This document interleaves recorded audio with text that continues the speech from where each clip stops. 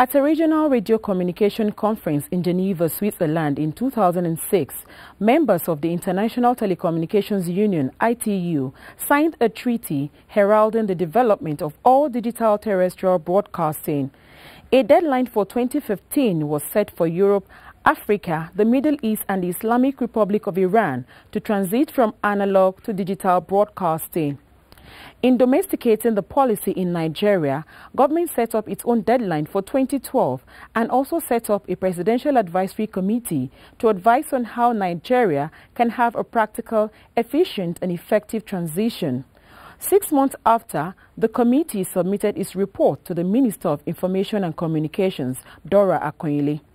The report recommends, among other things, the constitution of a digital transition implementation committee and the immediate jumpstart of the transition process by the National Broadcasting Commission. The report also recommends adequate funding of the transition by government and raised questions about the feasibility of the 2012 deadline. One can say that 3 years is not very much time, and we cannot know the intractable problems that may be lurking ahead until we start and until we get there.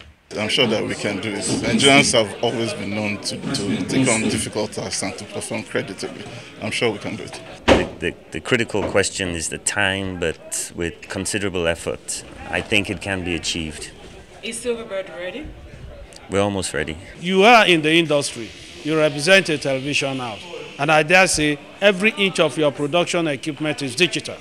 Now, when we talk about digitization, we're saying the last mile. We are saying the transmission equipment.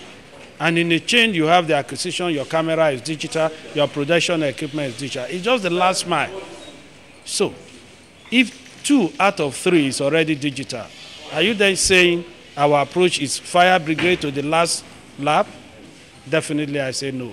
And I can assure you we will get there. President Umaru Musa Yar'Adua is ready to help us, to give us all the backing we need politically and economically to achieve it, despite the global economic meltdown.